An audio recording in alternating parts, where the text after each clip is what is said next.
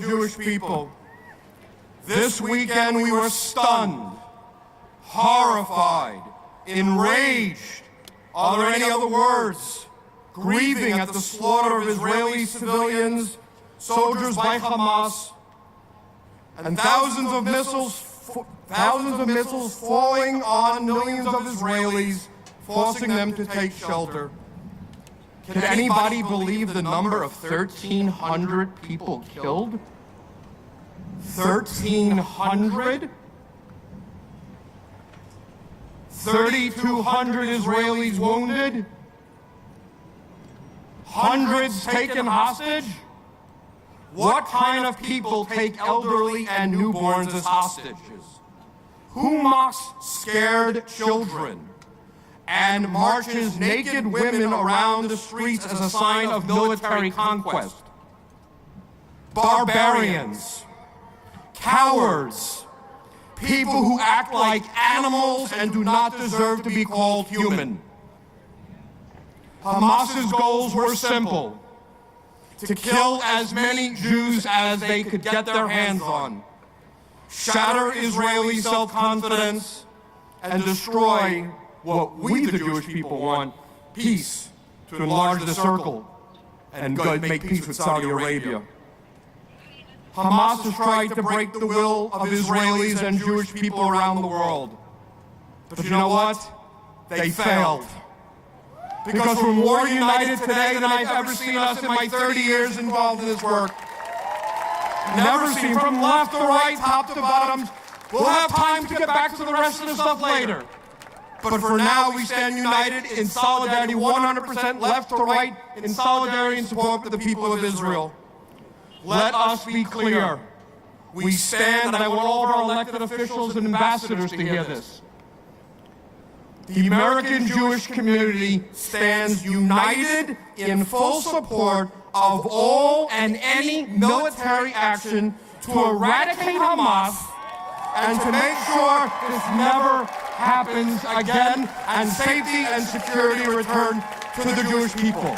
The eradication of Hamas is an American national security interest. It is a moral interest, and if we don't, the forces of extremism will win, and we will never be able to live in our holy land in peace. But now is the tough time. Okay, we all know this. We've seen this show before. TV cameras start broadcasting, and some of my favorite quotes start coming out. We need to have a ceasefire. We need to end the cycle of violence. And this is my favorite one of all. Israel's using disproportional force. Because the way you get an enemy to stop beating you is by using equal force. Oh no. Those used to be the days, but don't expect the Jewish people to ever accept that type of situation ever again. Those days of a double standard are way gone, my friends. We have a living, thriving, breathing nation of Israel that we are proud of, and we are strong, proud of American Jews that will not accept a secondary standard to anyone in this country or around the world.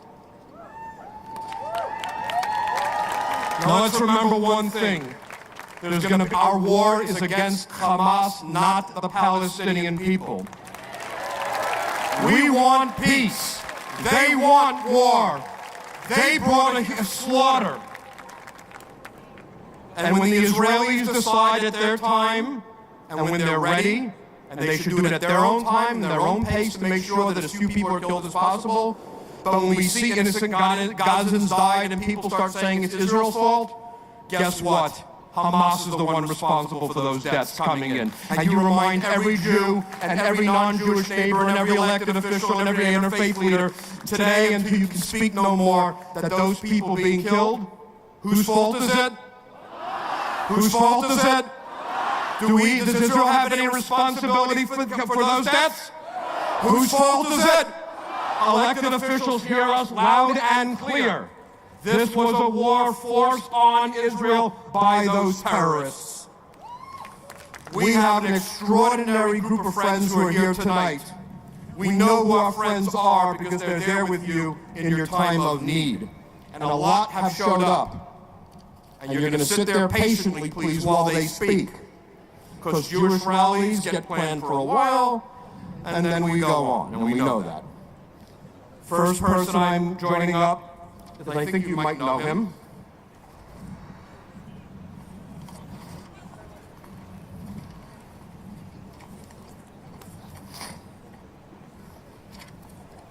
Excuse me. This is what happens when you have a lot of speakers.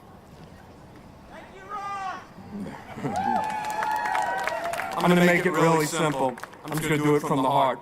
Governor Westmore. Governor Westmore is the first African-American governor of the state of Maryland in our over 200-year history. He was the CEO of the Robinson Foundation, the largest anti-poverty organization in the United States. He wrote his best-selling book that has become mandatory reading for every child across America about opportunity. And unlike Hamas, he was a real soldier. He fought in Afghanistan and led men into battle. It is my pleasure to introduce you my friend, the great governor of the state of Maryland, Westmore.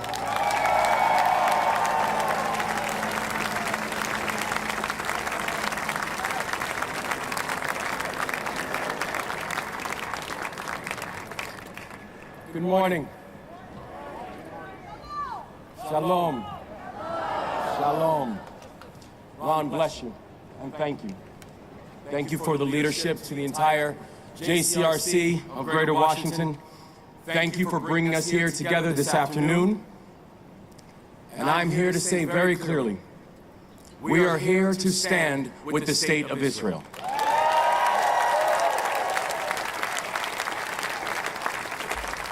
To recognize the right of Israel to exist, to recognize the right for Israel to defend itself, to recognize the right of Israelis to live without fear.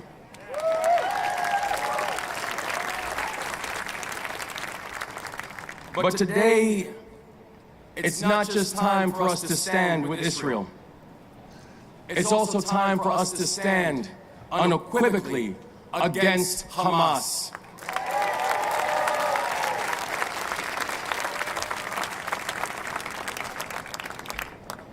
I've led soldiers in combat.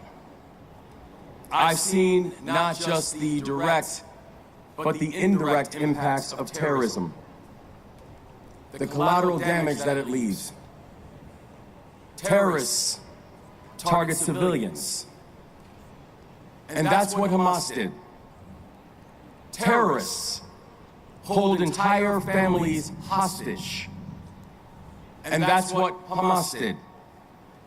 Terrorists slaughter innocent women, children, and the elderly in cold blood. And that's what Hamas did. So if you stand with Israel, you stand against Hamas.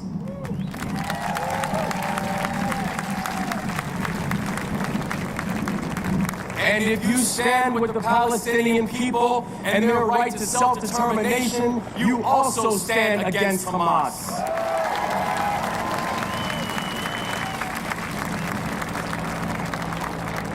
So let me be clear. Progress for Hamas is not Israelis and Palestinians living peacefully together. Progress for Hamas is not self-determination or knowing that every child has the right to grow up without fear. Progress for Hamas is destruction. And that's why Hamas is not and will never be our partner in this important work.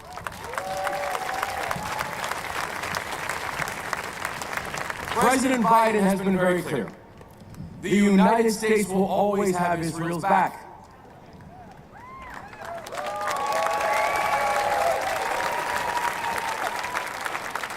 And I want to be very clear. The state of Maryland stands in lockstep.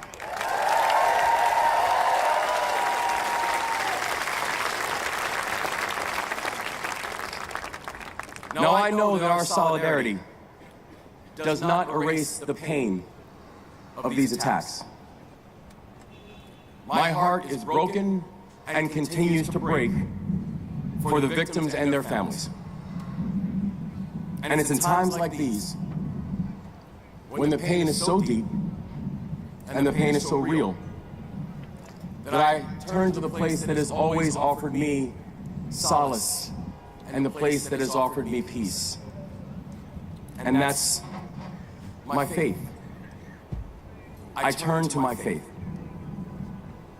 I've spent the past days reaching out to faith leaders. I've spoken with rabbis, I've spoken with imams, I've spoken with ministers, I spoke with my own minister. And in every conversation, two things have been very clear. First, that the attacks by Hamas last weekend were horrifying and defy every common principle of morality.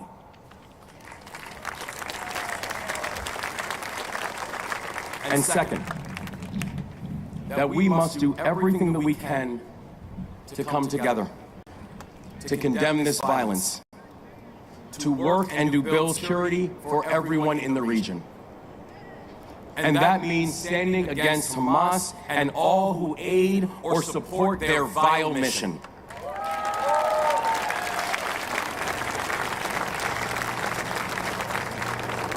That means standing with the Jewish people, both at home and also around the world.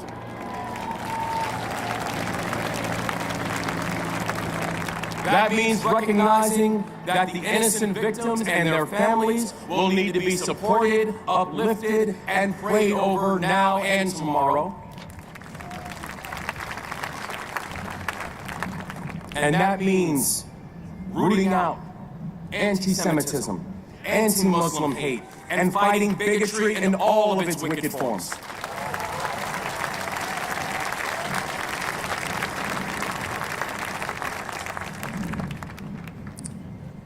Buried beneath this very plaza, there's a time capsule. It contains a Bible that once belonged to Dr. Martin Luther King Jr. And if we could retrieve that book, and if we could read it together, I would turn to the third section of the Hebrew Bible, the book of Psalms, which reads, "From the ends of the earth, I call to you. I call as my heart grows faint. Lead me to the rock that is higher than I." Together we gather in solidarity. Together we gather in peace. Today we remain committed to a long-term peace. And I speak for my entire state when I say, we stand with Israel.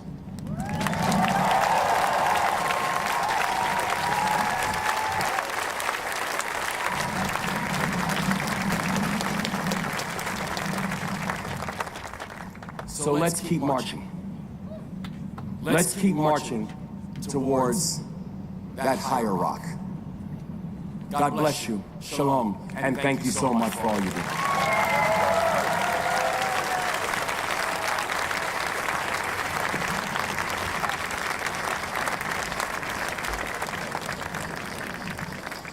And now, first of all, I want to thank you all. I want everybody to be aware of how many organizations and dozens of Jewish organizations and others got together to sponsor this rally, jointly sponsored by the Jewish Federation of Greater Washington, the JCRC, the ADL, and the American Jewish Committee.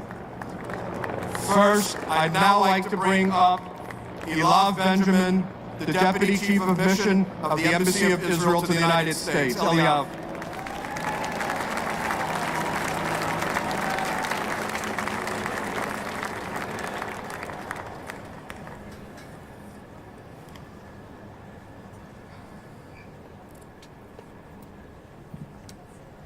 I want to begin today by thanking President Biden for consistently having our back, now and always.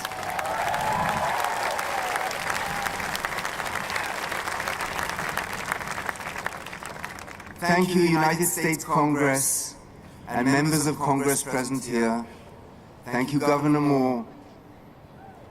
Thank you, all state and local elected officials, rabbis, clergy from all the faiths, community partners and sponsors, and all the American people for your unequivocal support. Last Shabbat, Saturday morning, as the world was preparing to celebrate the Jewish holiday of Simchat Torah, Israelis living in kibbutzim and yishuvim and moshavim around the Gaza Strip, and thousands attending a nearby music festival in the Negev, awoke to anyone's worst nightmare. Hamas terrorists infiltrated these communities, causing unimaginable devastation, slaughtering entire families, decapitating soldiers, and separating loved ones, taking over 100 civilians and soldiers hostage. Over 1,300 people in a single day, the largest number of Jewish deaths in one day since the Holocaust. Each victim had a name, a family, and friends, and hopes and dreams for the future. L'chol ish yesh shem. Each person has a name. Hamas is a barbaric terrorist organization that incites violence and attacks civilians, taking even its own people as hostage, disregarding the norms and rules of international law, and indeed of humanity. Hamas is ISIS.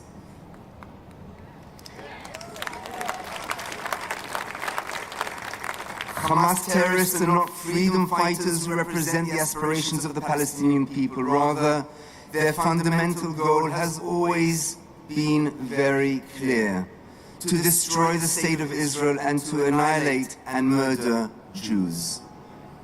Israel did not choose to start this war, but Israel will end it.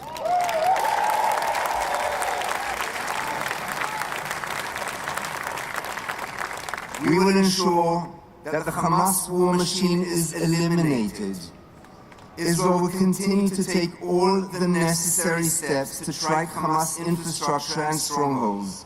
And for this, we will not apologize.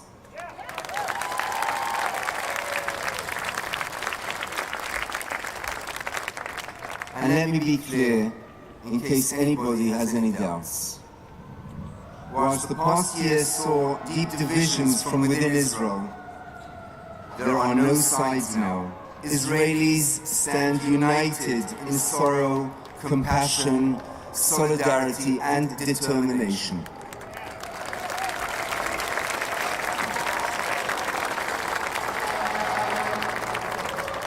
As we look ahead in the coming days and weeks, the media's portrayal of this war will shift.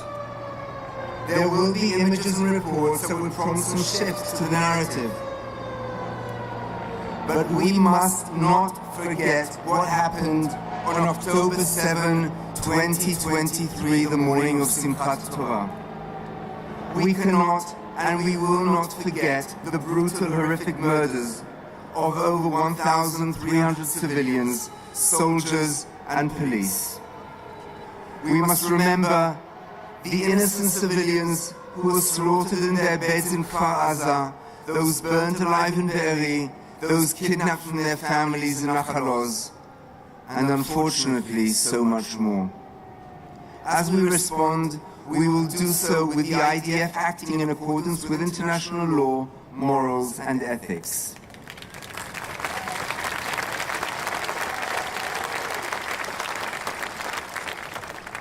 It is paramount that the United States continues to support and stand shoulder to shoulder with Israel. Our two countries were founded on the bedrock of freedom and democracy, with a shared commitment to oppose and combat terrorism. Israel is at war, yet Israel is resilient, Israel is united, and Israel will prevail. We will win this war.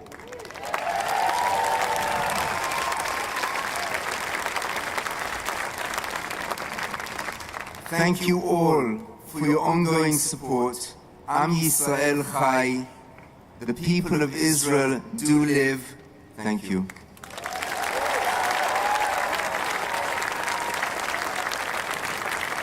And now it's my pleasure to bring up Gil Prus, the Chief Executive Officer of the Jewish Federation of Greater Washington.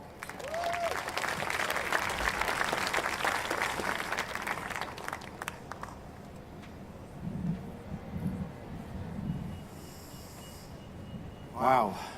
The people in the front, if you can look back, goes much further back.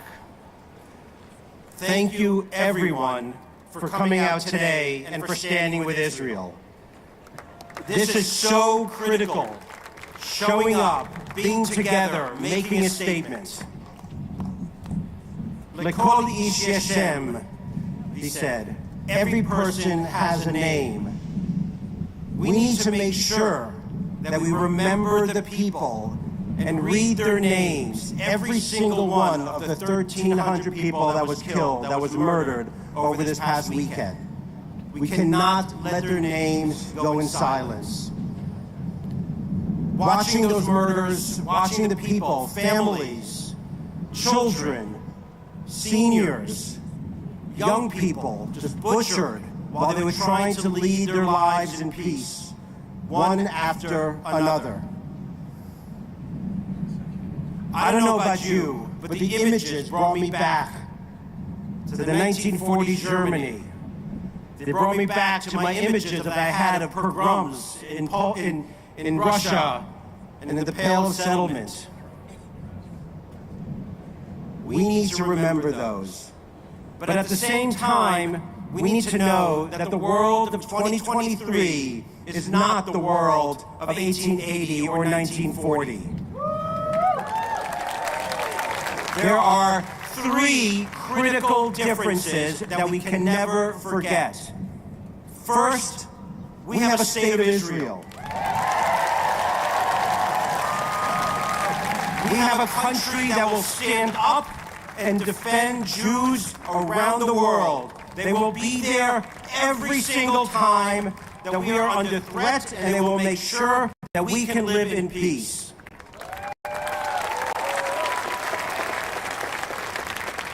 Second, we have a friend in the United States.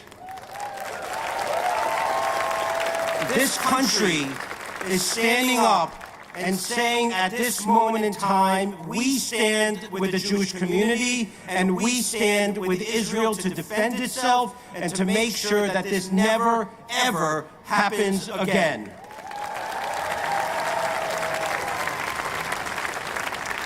And finally, we have you.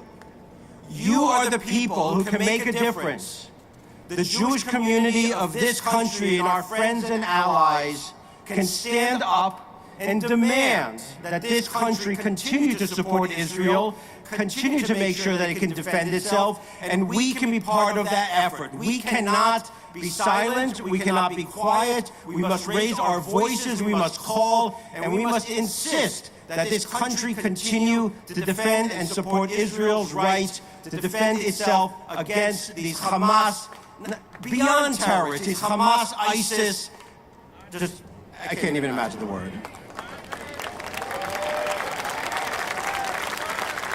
And so, as we go forward, make sure you stay connected, make sure you feel your individual and collective power. We have that in this day and age. This is not 1880, this is not 1940. This is 2023. Let's feel it, let's use it, and let's make a difference. Thank you.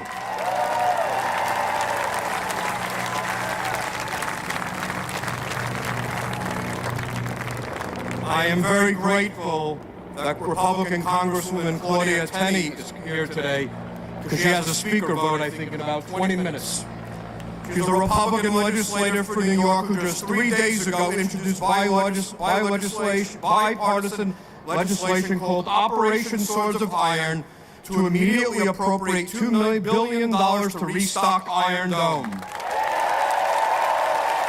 She visited Israel in 2019, is from my home state of New York, and is a great defender of the security of the Jewish state. Congresswoman.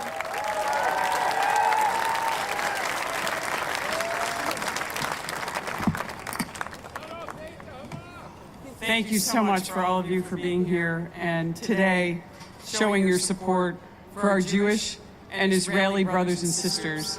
As you all know, and you've heard today from all the speakers, 1,300 Israelis that we know of have been killed, murdered, including at least 25 Americans. 3,000 Israelis have been injured and over 150 have been kidnapped. Let's be clear. This is Israel's 9/11, as you've heard so many people say. It is Israel's Pearl Harbor, and we will always stand with our greatest ally, the State of Israel.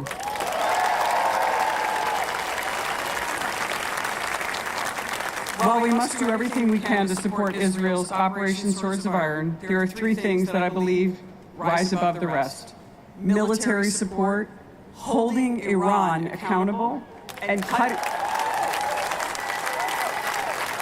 cutting off funding for terrorist organizations like Hamas and Hezbollah.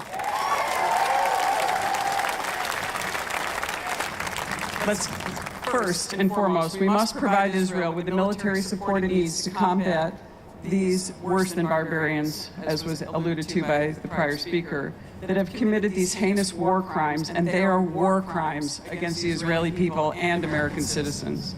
This, of course, includes resupplying the Iron Dome. Over the last week, Hamas has fired over 6,000 rockets into Israel, and over 590 have required Iron Dome interceptors. This week, I'm honored to introduce the Operation Swords of Iron, Iron Dome Supplemental Appropriations Act to appropriate $2 billion to restore and replace the Iron Dome.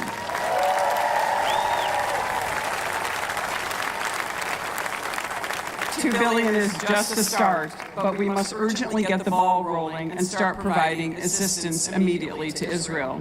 And I am so pleased and so honored that 38 already and counting of my colleagues, including many, many bipartisan sponsors, are in support of this bill and this initiative. We must also provide Israel with the parts that it needs for its military, American military equipment, precision-guided munitions, the PGMs you've heard people talk about. We must also ensure Israel always maintains its qualitative military edge, as required by law, and this is to ensure that it has the resources it needs and will not be outstripped by bad actors like Iran. While Hamas launched this attack, we all know that Iran is behind this. Iran funds, trains, arms, and advises terrorist groups like Hamas and Hezbollah, and reports have stated that Iran may have indirectly greenlit this attack. We must abandon the JCPOA, the Iran nuclear deal, and the missions that it failed to meet. And we must fully enforce our sanctions on Iran.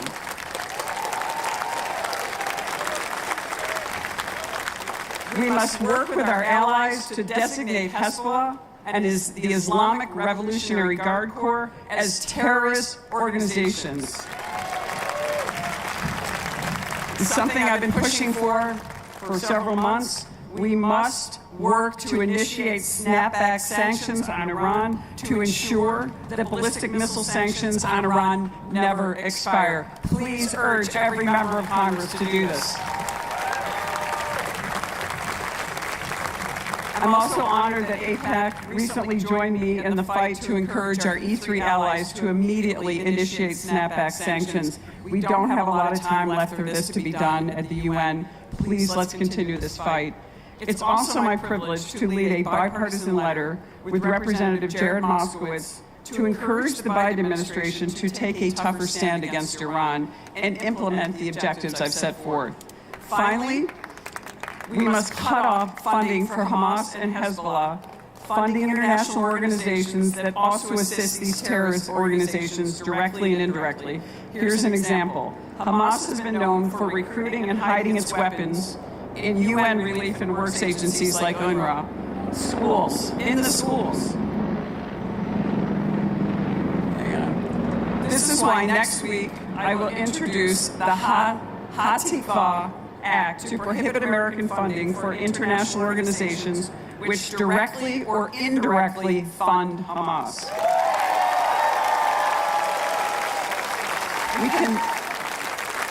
We cannot allow this terrorism to continue to hide behind children, to hide behind the elderly and people who are vulnerable. I just want to thank all of you. This is tremendous support. We are so pleased that you're out here today and standing with our Jewish and Israeli friends. And I just want to say God bless all of you, the United States, and the great state of Israel.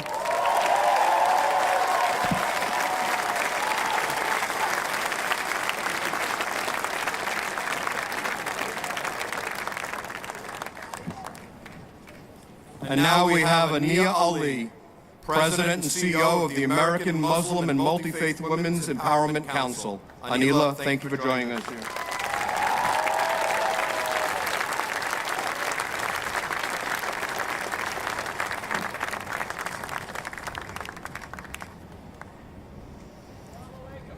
Assalamu alaikum. Shalom, my brothers and sisters. I speak to you in the name of Allah, the most gracious, the most merciful, the God of Ibrahim alayhi salam, the God of my Prophet Muhammad sallallahu alayhi wasallam. My brothers and sisters, I am here to take a moral stand. I condemn Hamas for all its crimes against the Jewish people and the state of Israel. And I am going to tell you, I am a proud Muslim. And I am here to say, not in my Allah's name. Do not kill people in my Allah's name. Do not desecrate lives of the people, of the children of Ibrahim in my Allah's name. I'm here to stand with you in solidarity at this time, this very dark time for you. Probably the darkest since the Holocaust. And I tell you, I am so sorry that people have stolen my beautiful religion just as they did after 9/11.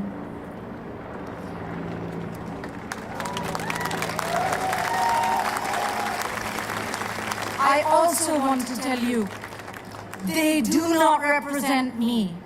Neither do they represent many, many Muslims of conscience. But I am here today joined by Imam Talib Sharif from the Masjid Muhammad, who could not be here, but is here with you. He sends his prayers to all of you, and he says he stands with you. Also, I will be going to the masjid to pray for you.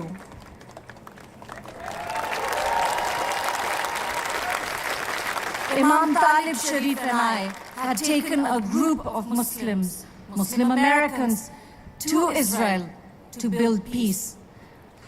Hamas is the enemy of peace, and we will not let them win.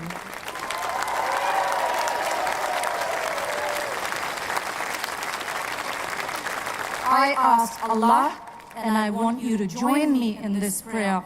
I ask, Ya Rabb, forgive us for we have maligned your name.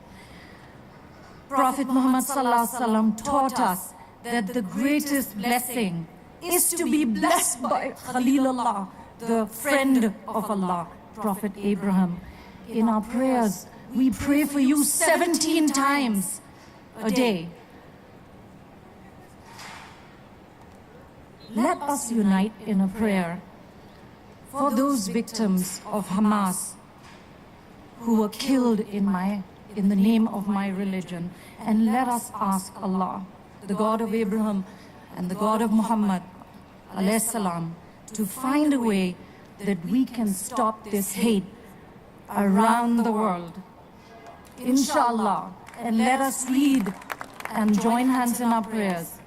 Allahumma salli ala Muhammadin wa ala ali Muhammadin kama sallaita ala Ibrahima wa ala ali Ibrahima innaka Hamidum Majid. Allahumma barik ala Muhammadin wa ala ali Muhammadin kama barakta ala Ibrahima wa ala ali Ibrahima innaka Hamidum Majid.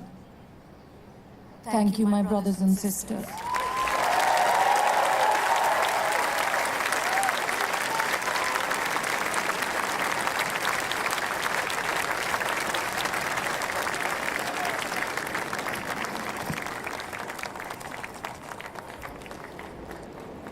And we know support has been coming in from around the world.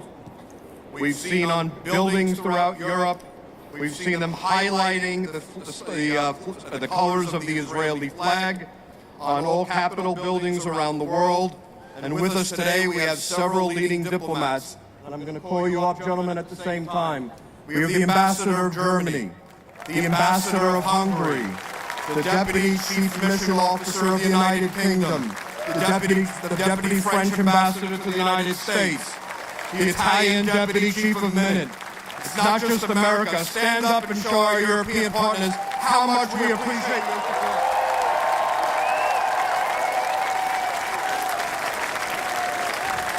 First, the German ambassador, and then the Hungarian ambassador. Thank you very much for being able to speak to you. I lived 7 years in Israel. I worked in Israel.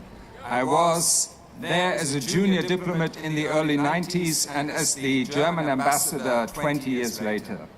This brutal attack of Hamas on Israel is not an abstract horror. For me, it's a very concrete horror when I speak to friends in Israel. What matters now is that we stand with Israel. The German Chancellor expressed this in a special session of the German Parliament yesterday, and it is today that the Foreign Minister of Germany visits Israel to express our solidarity.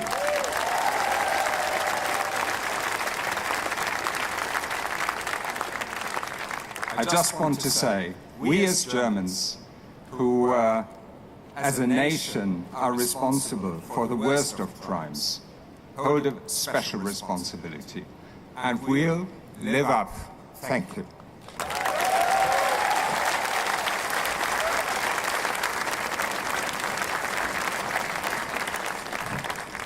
Shalom, dear friends.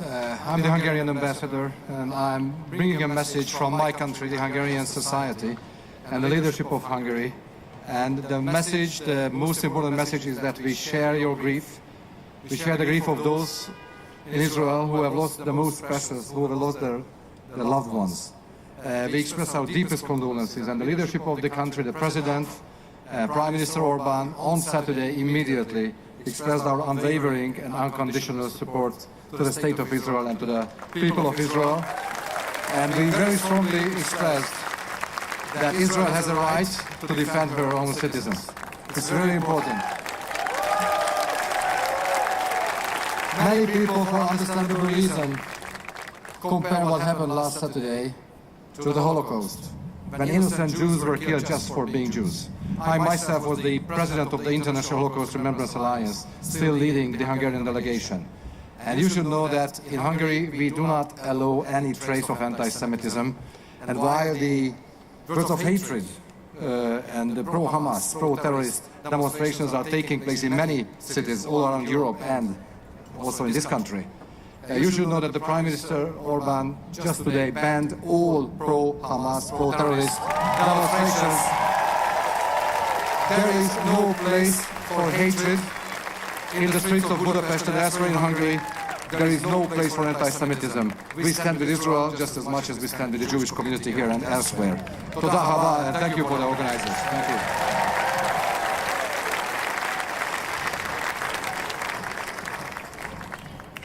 Friends of Israel, my name is James Roscoe, and I'm the Deputy British Ambassador here in Washington, D.C. The UK joins all of you here today in this square to stand with Israel. The UK government unequivocally condemns the despicable terrorist acts by Hamas against the Israeli people. We cannot be more clear. Hamas is a terrorist organization, and terror must be defeated. And as we've just heard, Hamas does not speak or act for the Palestinian people. Its actions have put people in Gaza at risk, civilians that it purports to represent. I say again, terrorism must be defeated. Now, we're here today because the UK has offered Israel whatever support she needs, whether that's diplomatic or something to ensure its security. And the British Prime Minister has ordered the deployment of further military assets to the eastern Mediterranean in support of our US colleagues who are already there. We do this to prevent further escalation, but to stand with Israel. And our Foreign Secretary this week visited to meet the President and to meet the government of Israel to pledge our continuing support. Those who would seek to do Israel harm and inflame regional tensions should have no doubt we stand with Israel today, tomorrow, and always. There's a man in the crowd. There's a gentleman in the crowd who has a sign, and that sign says, "This time we have a state and an army." He's right. We stood with you in April to mark 75 years of the State of Israel. We will stand with you to mark 100 and 150. Thank you.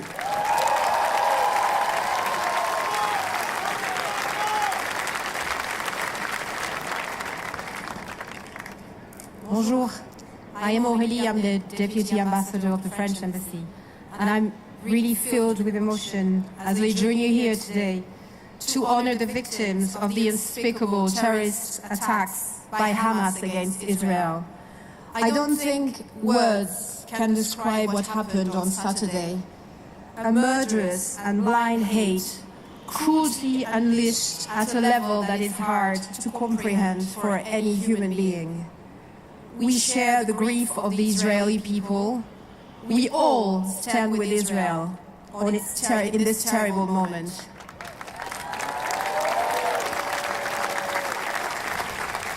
Our solidarity with Israel is unwavering. 13 French citizens were also the victims of this bloody rampage, and 17 are still missing, among them children. Bring our children home. I find comfort in being here with you all, in sharing our sadness and our mourning together. Nothing justifies terrorism. Nothing. And in our fight against the evil that is terrorism, we must always uphold our values and our humanity. At the highest level, France has actively reaffirmed Israel's right to defend itself.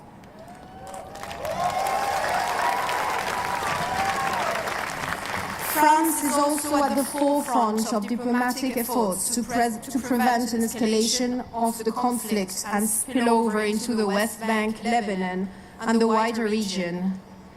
The fight against terror cannot replace the quest for peace, and this is what France and its allies and partners will continue to work for.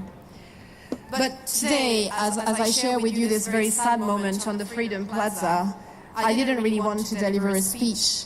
What I really want to be doing today is to hold my Jewish friends and family very close in my heart and in my arms, and to tell them that I will always stand by your side and I will be always watching your back.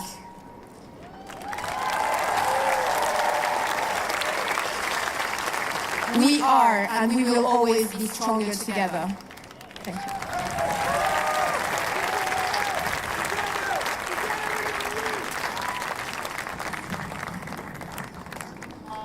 Buongiorno, my name is Alessandro Gonzalez. I'm here today to bring also the voice of Italy.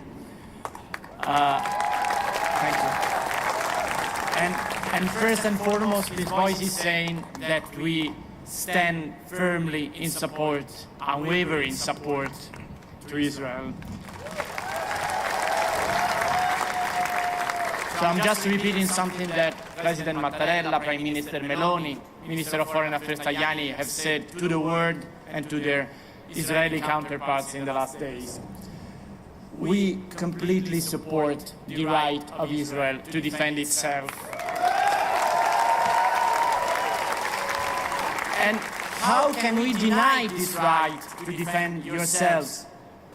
Israel to defend itself, its people to defend themselves, in front of such a brutal, unprovoked, unprecedented, unspeakable attack against humanity. Let me say that Hamas doesn't represent the Palestinian people. Hamas is just terror, nothing else.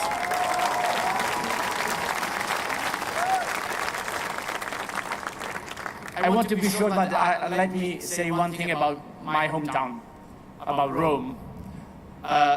This brutal attack has brought us back to very painful memories of hatred against the Jewish people. This has a very precise name, anti-Semitism. This is the denial of all our values. But we also experienced millennia of Jewish resilience. And this incredible resilience has brought to Rome, my hometown, the most ancient Jewish community outside Israel. And thank you. And this is for our Jewish community in Rome, which so highly contributed to the development, the culture of my own country, of my own city. Italy would not be the same without them, and our identity would not be the same without them. And I want to really remember the work that they're doing in my city and for my country. So just let me conclude by saying that terror is not going to prevail. Humanity is going to prevail. Our values are going to prevail. Peace is going to prevail. Shalom.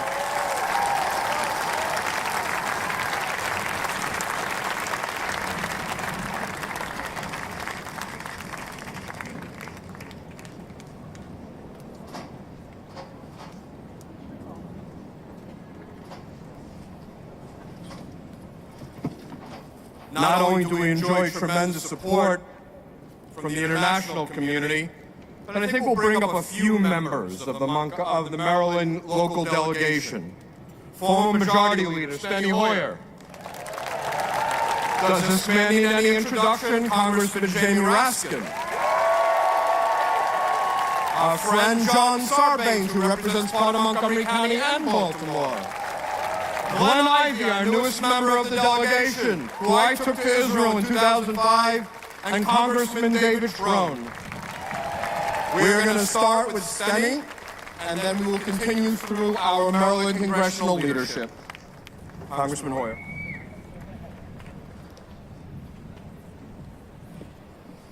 We've had dark days before.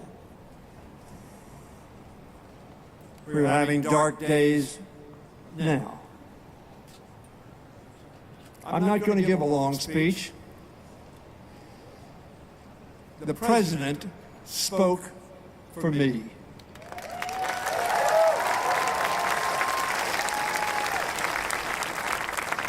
The President spoke for America.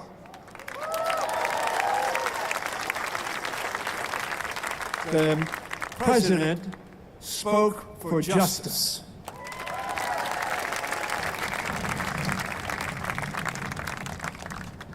There's a song that is usually used for some cause, and then it says, like a tree standing by the river, we shall not be moved. We shall not be moved, Israel. We shall not be moved, America. We shall not move all those in this world who are for justice and fairness and international law. Criminals must be called to account.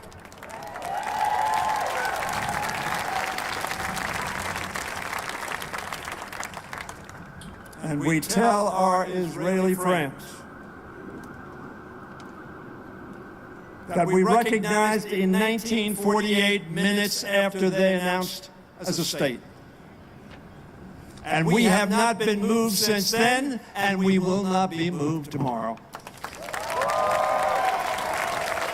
What the President of the United States said, we are absolutely committed to being with Israel today, tomorrow, and always.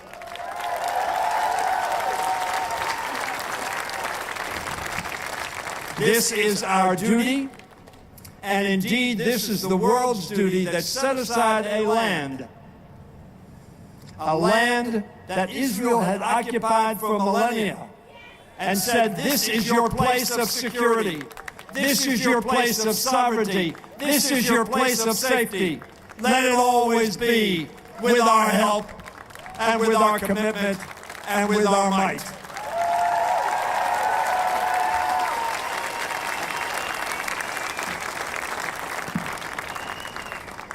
Thank you to all of you for being here today in what is a place, a space of righteousness. We are righteously united against Hamas, against terrorism, against anti-Semitism, wherever it rears its ugly head.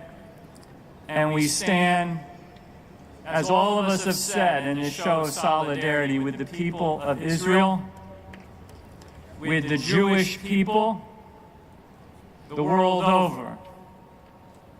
We feel the pain of those that have experienced this tragedy directly. Our hearts go out to all, and many are in this crowd today who are feeling that pain indirectly. There's not a lot that needs to be said. We are here.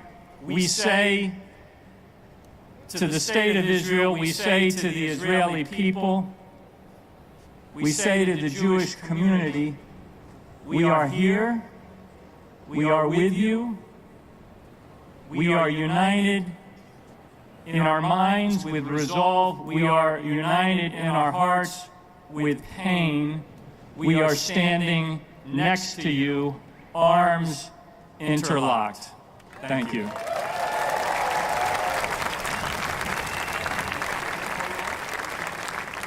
And now we'll be joined by Congressman Glenn Ivey.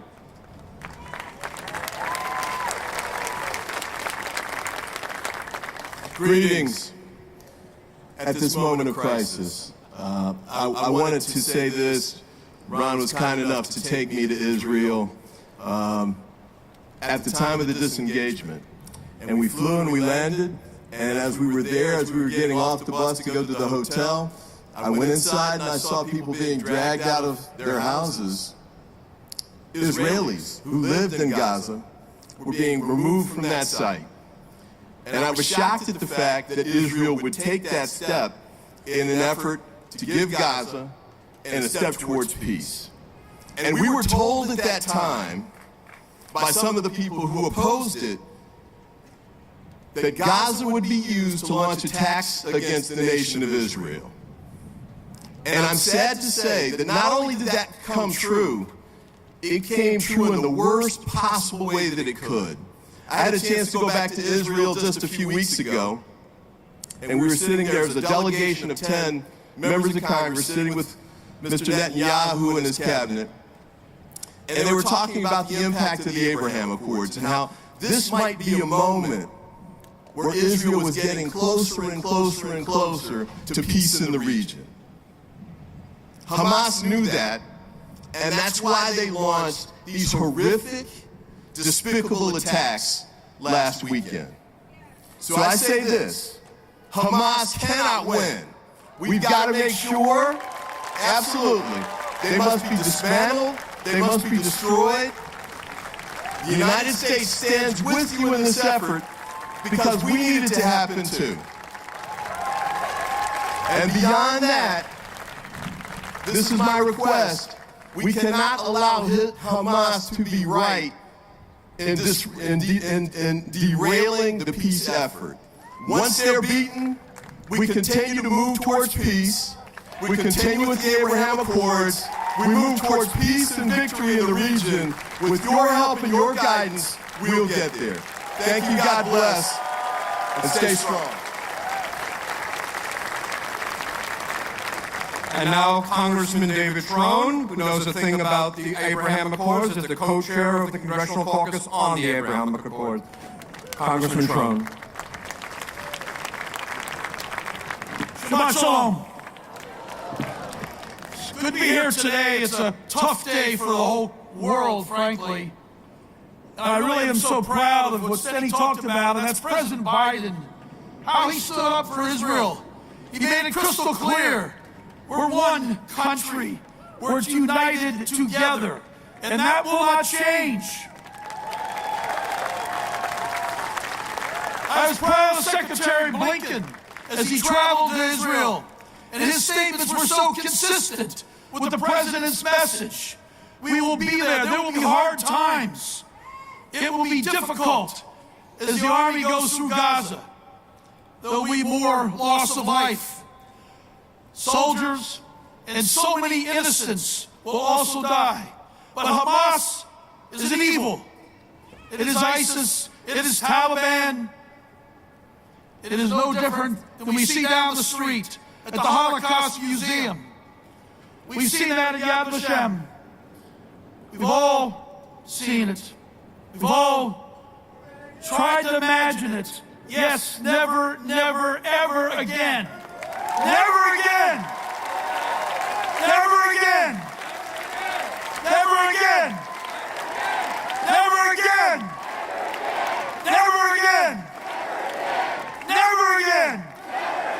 We know that. We know that in our hearts. But it did happen again. And because it did happen, we've got to refocus again. And we've got to be there side by side with Israel as we move forward in these tough days. But the barbarism, the savagery, mind-boggling, absolutely mind-boggling. So the United States, the Congress, will be working in a bipartisan way. It has to be bipartisan. And that will happen for sure. And as a co-chairman of the Abraham Accords, we've got to continue that effort of people-to-people diplomacy. That's how we're going to create a two-state and a lasting solution. But know this, everyone in Congress will be with Israel on, now, and forever, because never again.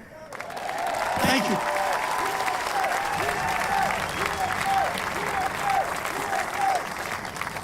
That's right, USA. We now bring up Congressman Jamie Raskin.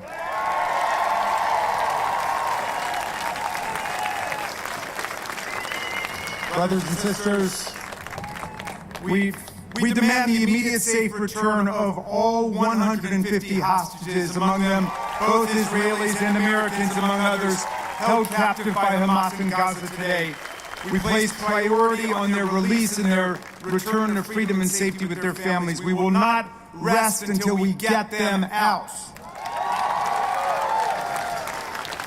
Any harm brought upon them is a war crime and will be punished along with all the murders and assaults committed by rampaging Hamas terrorists in Israel. The IDF has said that the total blockade of food, water, fuel, and medical supplies to Gaza will not end until the hostages are released. They must be released immediately, both for their own safety and for the sake of 2 million civilians in Gaza who have been turned into hostages as well by the lethal criminality and derangement of Hamas. We will not forget the massacre of 260 beautiful young people assassinated at the Nova Music Festival who had come together only to celebrate their love of music and their love of life. We will not forget more than 100 Israelis savagely murdered at the Be'eri kibbutz. We cannot and we will not forget the slaughter of babies, the brutal assaults on Israeli women and girls, the rampant and unprovoked destruction of human life, villages, and homes. America stands side by side and shoulder to shoulder with Israel as it exercises its clear and indisputable right to military self-defense under the rules of international law and its clear and indisputable right to exist as a nation in the community of nations.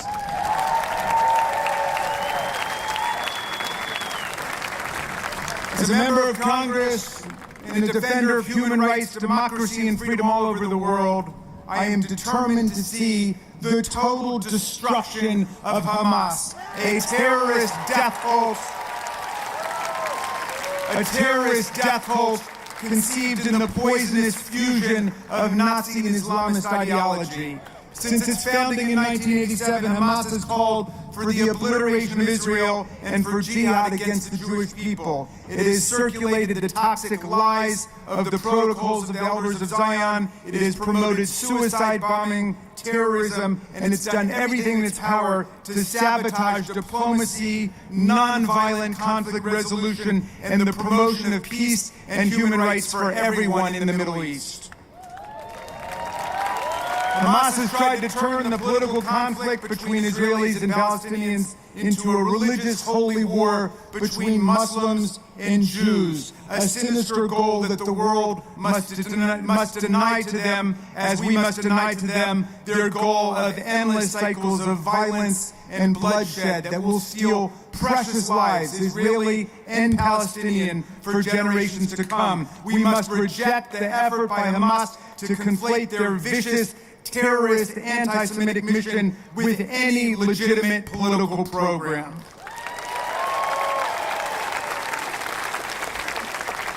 My friends, Israel has now formed a unity government, a government of right, left, and center, secular and religious, across all lines of partisan division and political ideology, to defend the people and the land of Israel.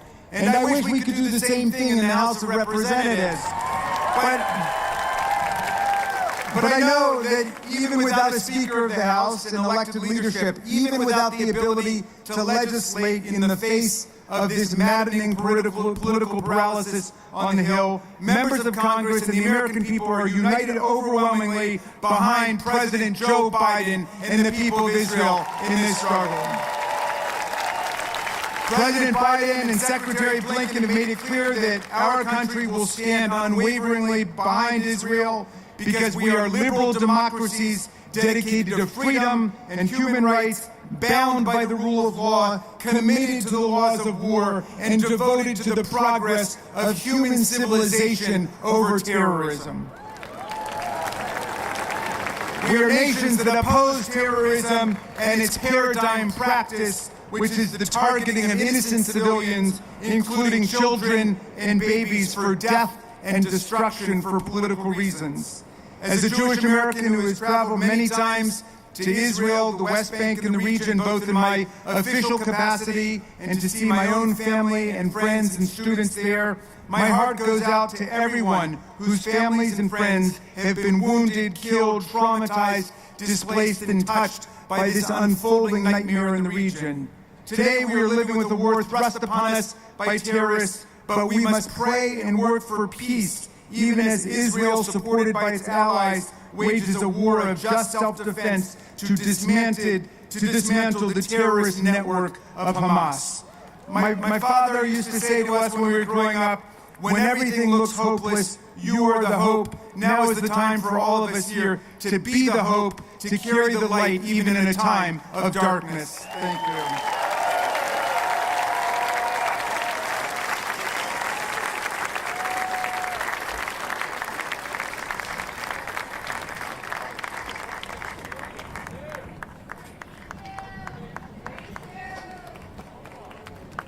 What an incredible delegation we have.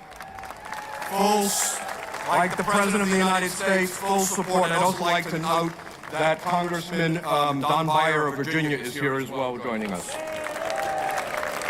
Now I'd like to bring up Eileen Fillerkorn and Brian Schwab. Eileen Fillerkorn made history as the first Jew and the first woman to be Speaker of the House of Delegates in Virginia.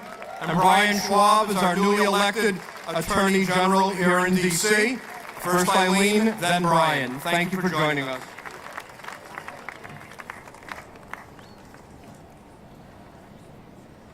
Wow, what a view.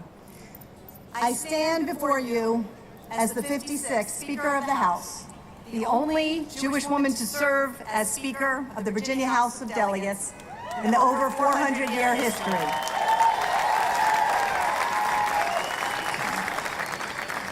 I stand before you as a proud American Jewish woman. I stand before you as a supporter of Israel. Having lived in Israel in 1982 and through countless visits throughout the years to Eretz Yisrael, including 3 visits just the last 2 years, I stand before you with a broken heart. A broken heart for the state of Israel. A broken heart for the people of Israel. A broken heart for the Jewish people, Israelis, Jews, American Jews, and Jews throughout the diaspora. A broken heart for all of the precious lives lost at the hands of terrorists. A broken heart for the families, friends of the hostages, Israeli Americans, and possibly others who are literally reeling in pain, minute by minute, with no word or knowledge of their loved ones' whereabouts. Attending rallies and gatherings and services this week, including being with you all here today, definitely provides some comfort. Comfort in knowing that we are not alone.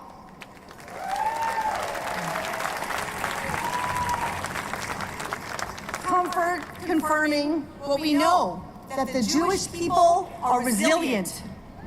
Comfort knowing that Israel is strong. Comfort knowing that we will not let the terrorists win. And comfort knowing that we as Americans continue to stand for democracy, for freedom. Comfort knowing that collectively we stand with the people of Israel as they defend themselves.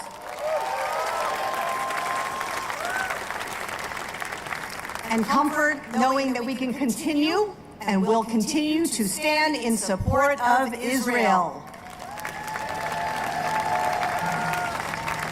And yes, we stand against hate. We stand against evil. We most definitely stand here today against the terrorist organization of Hamas.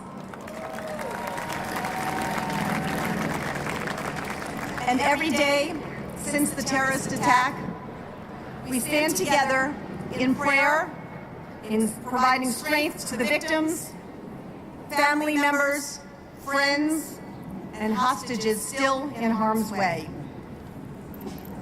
We often say, never again. But on October 7th, 2023, never again came again. As expressed in Psalm 133, how good it is to come together and demonstrate solidarity. Hine ma tov u'manayim, shevet achim gam yachad. Am Yisrael chai! Am Yisrael chai! Am Yisrael chai!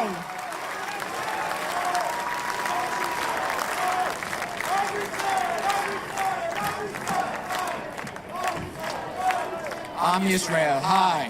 Am Yisrael, Am Yisrael, Am Yisrael high. Od Avinu high. Good evening.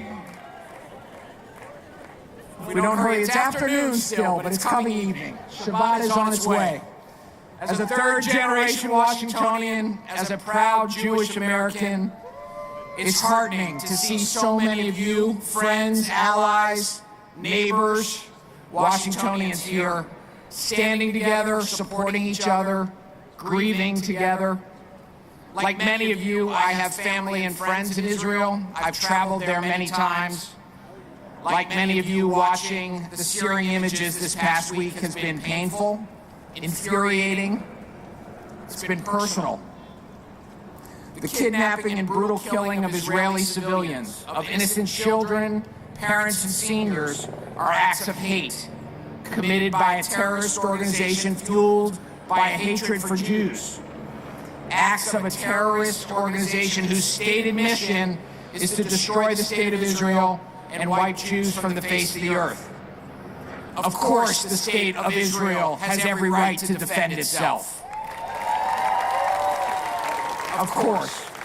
But tragically, Hamas's hate has led not only to the loss of innocent Jewish lives in Israel, but to the loss of innocent Palestinian lives in Gaza.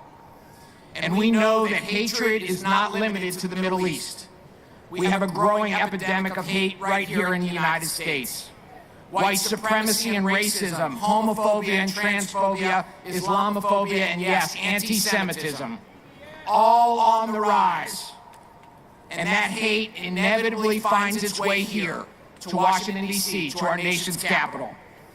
Hamas's anti-Semitic terrorism 6,000 miles away is likely to result in increased hate and hate crime right here. People are already exploiting the situation in Israel and Gaza, spreading bigotry, discrimination, and extremism. As the elected chief law officer of the District of Columbia, I say to you in no uncertain terms, hate will not be tolerated in the District of Columbia. It will not be excused, it will not be ignored, it will not be pushed under the rug.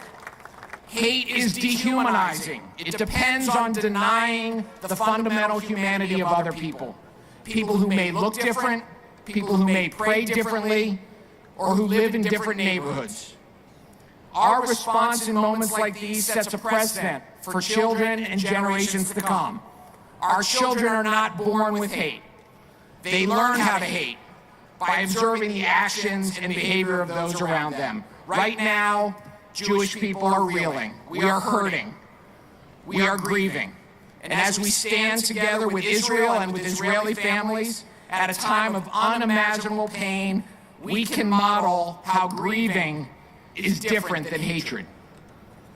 I want you to know that the D.C. Office of Attorney General is committed to combating hate wherever it raises its ugly head. Wherever it raises its head. Our commitment to the rule of law, to our commitment to our democratic values, and our commitment to Tikkun Olam, to repairing this broken world. It requires that we continue to stand together, shoulder to shoulder, in the face of hate, in pursuit of peace, and in support of our shared humanity. Shabbat Shalom.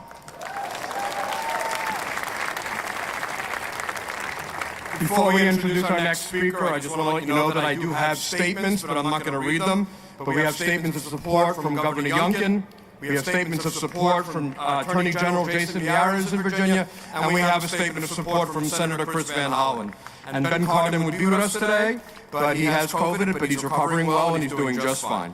I'd like to note some of the other local elected officials in the audience. If I don't mention your name, don't get angry. Give us a second. We'll find out and just let us know and we will think. Council Chairman Mendelson. Council members Allen, Bonds, Fruman, McCuffett, Nadeau, Pinto, and White. D.C. Shadow Senator Paul Strauss. Maryland Secretary of State, who I also took to Israel, Susan Lee. Judge Chung Pak, thank you for your support. Saswan Hassan, the Minister for Public Diplomacy at the Embassy of Israel, Delegate Jared Salman, and Delegate Joe Vogo. If I haven't mentioned you, please come up and we will mention you. Now it's my pleasure to introduce Rabbi Levi Shem Tov, head of American Friends of Chabad, of Lubavitch.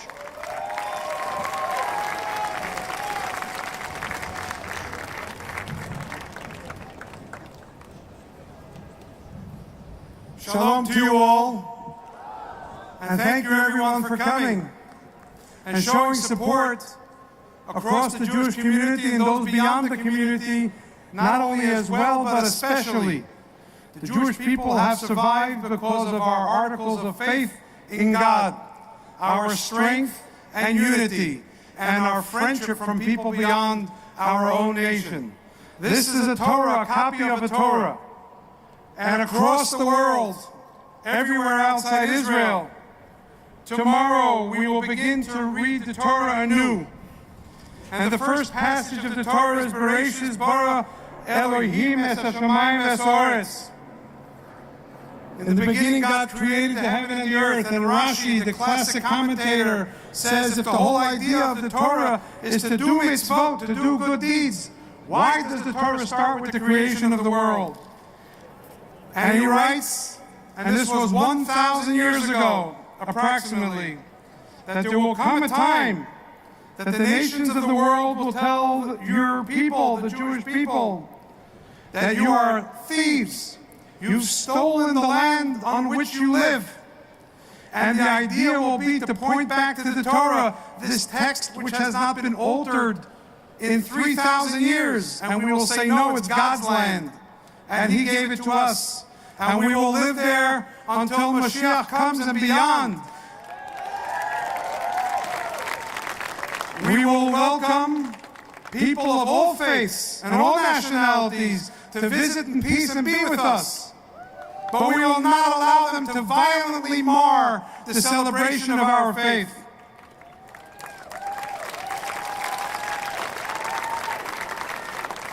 At the time of our rejoicing, Simchat Torah, when we rejoice in this tradition, the apex of the high holidays, instead of allowing us to celebrate our religion in peace as we do to others, it was marred by violence, terrible, barbaric violence.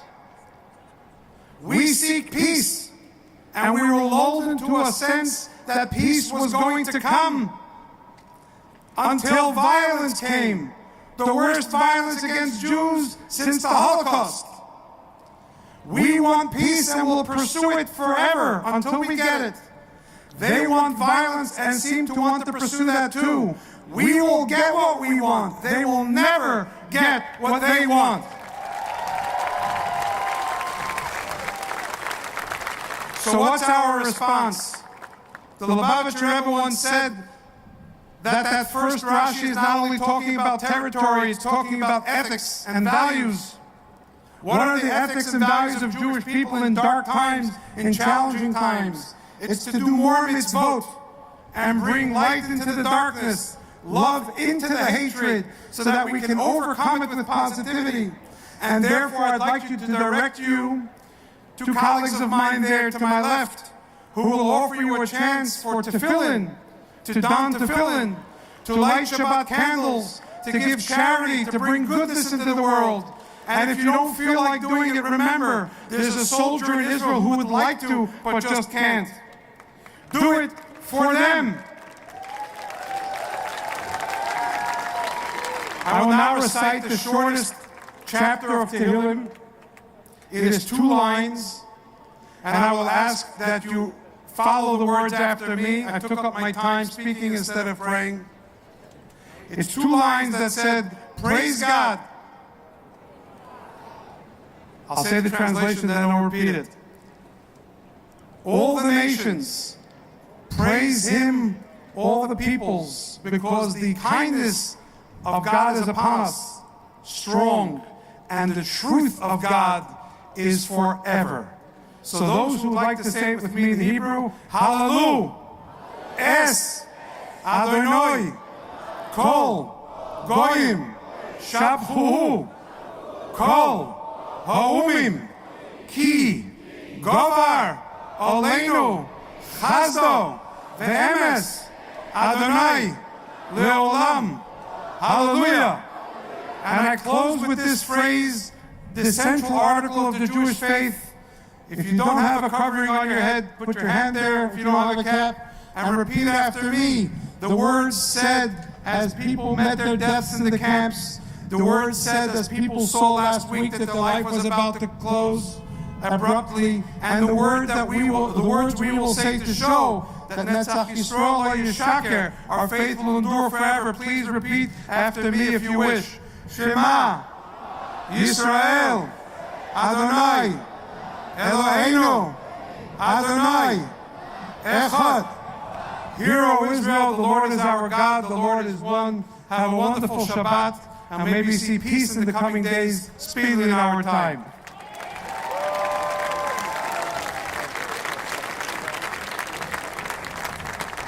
just have a few more. First, I'd like to bring up Michelle Hanna-Katz, who works at the Embassy of Israel, to tell you her personal story.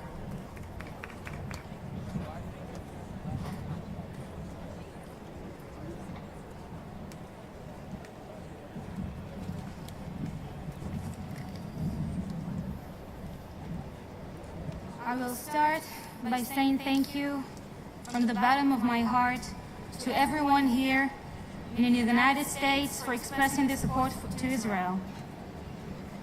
My heart goes out to the families of the dead, the murdered, the abused, the hostages, and the innocent civilians cared for their lives. My dad grew up in the United States.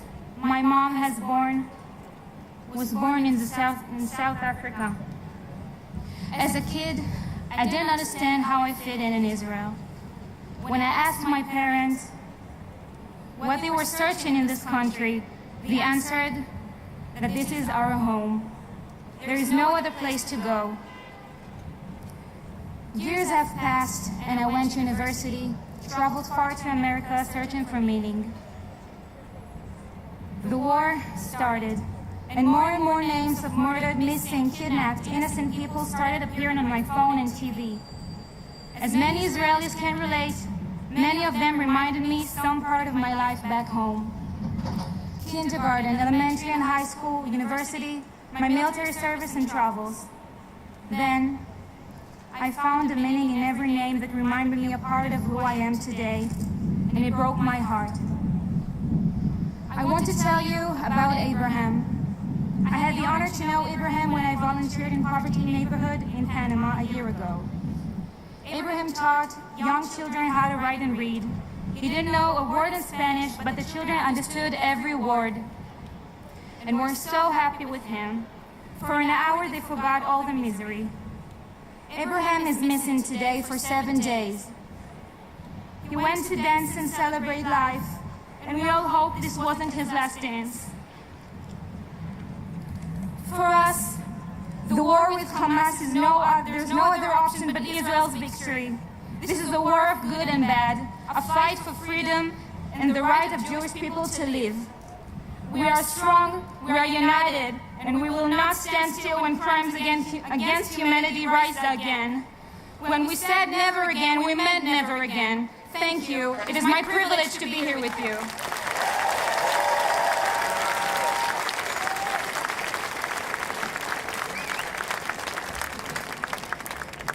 And now someone who we see often leading us in our Jewish community, Sheila Katz, CEO of the National Council of Jewish Women.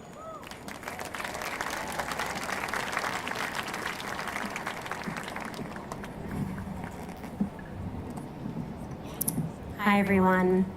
I just want to start, obviously, by naming that this is so personal for so many of us. More than half of the population of Jews are in Israel, and I just feel compelled to share the names of the hostages that I personally know who I've been holding this past week. Erez Calderon, who's 12, Noya Dan, who's 13, Sahar Calderon, who's 16, Ofer Calderon, who's 50, Carmela Dan, their grandmother, who's an American citizen, who's 80, and Vivian Silver, 74, who founded Women Wage Peace, one of our premier partners in Israel. It's so hard to be navigating this when you can actually acknowledge that the people we're talking about are people, that are human beings, that need our help and our love and our empathy. We have to do everything we can to bring these hostages back home as soon as we can. At the National Council of Jewish Women, we care deeply about all people, especially women, children, and families. And we know that when terrorism and war happen, it is women, children, and families who often pay the highest prices in ways that are vast and deep and hard to hear. The terrorist attack this past weekend by Hamas was the greatest single mass killing of Jews since the Holocaust, and the trauma is still hard to comprehend. Hamas went door to door through Israeli towns and kibbutzim, shooting entire families, children, and the elderly, killing indiscriminately and taking more than 150 hostages into Gaza, including an 85-year-old Holocaust survivor who has already seen the worst of humanity once in her lifetime.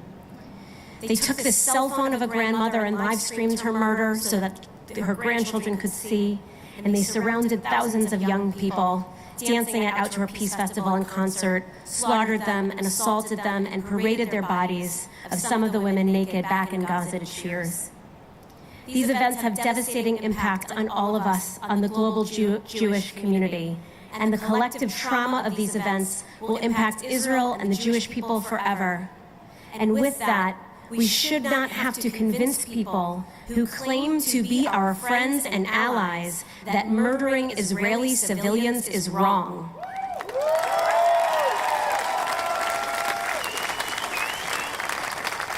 To be clear, you are not a feminist if you can't feel for the Israeli civilian women, children, and babies who were murdered. We must be a unified voice against violence, and we must be a unified voice against Hamas. And this is why, in partnership with the families of the hostages, National Council of Jewish Women, our organization and advocates are raising our voices with its campaign to demand that hostages receive critical humanitarian assistance, including medical care, and ultimately safely return to their loved ones. In Judaism, the commandment to free the captives is considered to be one of the greatest commandments. It is directly connected to our ongoing responsibility to work for justice. You can learn more and get engaged in our campaign at voicesforhostages.org. And as we stand together speaking out against violence perpetrated towards innocent civilians, we must acknowledge that Palestinian civilian women, children, and families in Gaza have been harmed profoundly as well. We don't cheer for their deaths. We don't cheer for their injuries. We must remember that in the end, the only true path to win is safety and peace for everyone, justice for everyone. And I mourn their losses that Hamas has caused as well. To close, even among the violence, devastation, and atrocity happening this week, I'm reminded of this week's Torah portion, Bereshit, Genesis. After the pain of this past Simchat Torah, we nonetheless begin reading the Torah anew. And we read the story of the creation of the world, and we remember that new beginnings are possible. We are not required to stay in the same cycles of violence and vengeance forever. In Bereshit, we find the verse that the ancient sage Ben Azai describes as the great principle underlying all of Torah, that we are descended from the same original ancestors. We are all ultimately related, connected, all of our fates intertwined. As we endeavor to address the pain in this moment, let us remember that sacred interconnectedness and work towards a future that honors us all. Am Yisrael Chai. Amen.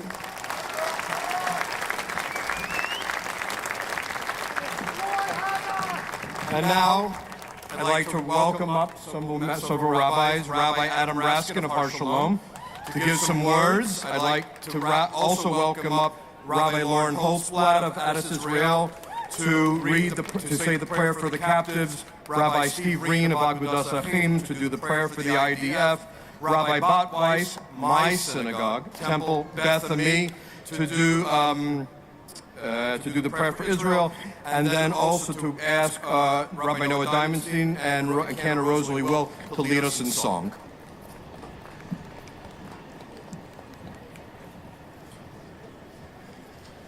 May not look like it right now, but the Jewish people throughout the world, Israelis and Jews of the diaspora, religious Jews and secular Jews, right-wing Jews and left-wing Jews, young and old, we are all sitting Shiva. Our lives have been turned upside down. We alternate between weeping and stunned silence. For some of us, it's difficult to eat, difficult to sleep, to not constantly think about how impossible it is that so many of our loved ones are gone. But we are not sitting Shiva for one beloved relative who died. We are sitting Shiva for more than 1,000 beloved relatives who died. Not of old age, not of natural causes. We are sitting Shiva for our Jewish family members, teenagers, kids in their 20s, systematically murdered at an outdoor concert. We are mourning for our relatives who are attacked and massacred in their homes. We are sitting Shiva for babies. So many precious, innocent babies brutally murdered, whose tiny bodies were desecrated by the death squad called Hamas. And we are also in a state of suspended horror as we fear for loved ones, for grandmothers and Holocaust survivors, children locked in cages, abducted and dragged into the bowels of Gaza. The horrific attack of Hamas will rank among the worst pogroms in Jewish history. When we remember Babi Yar, we will also think of Be'eri. When we speak of Kristallnacht, we will remember Kfar Aza. We are all Avelei Zion. Every single Jew is a mourner today. And there have been so many funerals. Every single day, more funerals across Israel. Cemeteries scrambling to make room for fresh graves, and we know that they will need more in the days and weeks ahead. But we remember the words of the 23rd Psalm so often recited at funerals and gravesides. Gam ki elech begeitz al mavet lo irara. Though I walk through the valley of the shadow of death, I will fear no evil, for you are with me. We are not alone. We are not alone on this sad journey through so much death and misery. We are not alone because of so many friends who we've seen today, who have come forward to comfort us and pledge their support. From so many interfaith friends to friends at the pinnacles of power in this great country. And we are not alone because the Jewish people are one amazing, interconnected family. Every single label that has been deployed to separate us or categorize us, religious labels, ideological labels, political labels, none of them mean anything right now. The only label that counts is that we are all Jews. And we will provide each other the strength to eventually get up from Shiva and to be assured that the Jewish story is far from over, that Israel's story is one of hope and survival and triumph. And today is no different. The Jewish people is not going anywhere. The state of Israel is not going anywhere. No matter how bleak it may seem right now, never forget that the Jewish people have looked into the eyes of evil many times before. We have faced the most diabolical, brutal forces the world has ever seen. And we survived then, and we will survive now. Am Yisrael Chai, the Jewish people live. The Jewish people will continue to live here and in our precious homeland of Eretz Yisrael.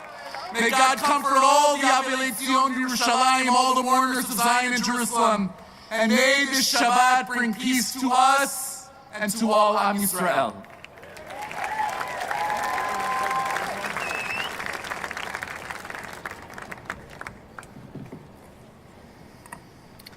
Eloheinu matzir asurim.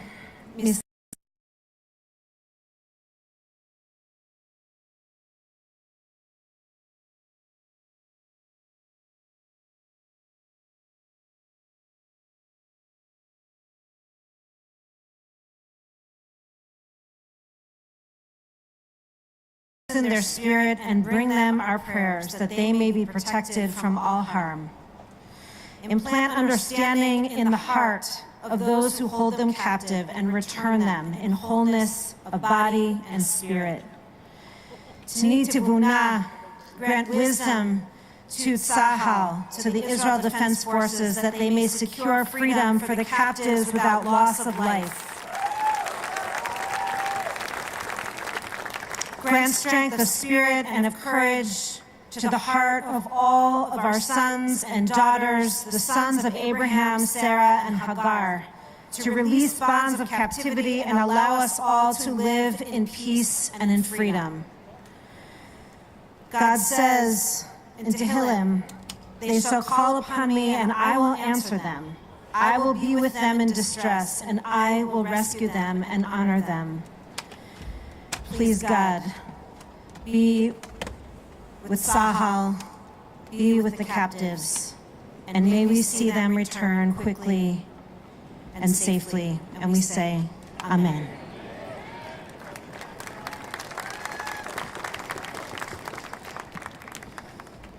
A prayer for Israel's defense forces. Yishaberach Avotenu Avraham Yitzchak v'Yaakov v'Yivarech et Chayei Tzva Haganah Yisrael. You blessed our ancestors Abraham, Isaac, and Jacob. Bless the members of Israel's defense forces and its security services who stand guard over our land, the cities of our God, from the Lebanese border to the Egyptian desert, from the Mediterranean Sea to the approach of the Arava, and wherever else they are on land, in air, and at sea. May the Lord make the enemies who rise against us be struck down before them. May the Holy One, blessed be He, protect and deliver them from all trouble and distress, affliction and illness, and send blessing and success to all the work of their hands. May He subdue our enemies under them and crown them with deliverance and victory. And may there be fulfilled in them the verse, Ki Adonai lechem holech lechem, lechem lechem lechem losheh etchem. It is the Lord your God who goes with you to fight for you against your enemies, to deliver you. And let us say, Amen.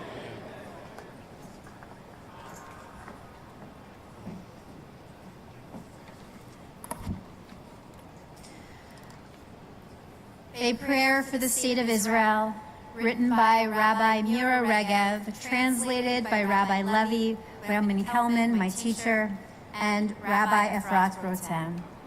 Avinu Shebashamayim, Shechina Mekor Chayinu, Sur Yisrael the Golo, our parent in heaven, Shechina, source of life, rock and redeemer of Israel. Strengthen and deliver all who stand on guard, protecting their homes. Safeguard and save them from any trouble and distress, and bless their actions. Hear their prayers and ours, and deliver them. Save those who are trapped in their homes. Grant them inner strength, faith, and hope. Bolster them in these terrifying times. Send your mercy to the anxious mothers and hurting fathers and the children sitting in shelters. May it be your will to remember us, to take notice of us, to meet us with compassion, for we trust in you. Return all those kidnapped safe and sound to their homes, without the spilling of innocent blood, without their souls becoming tarnished by horrific acts. Strengthen those who protect our holy land, soldiers and civilians alike.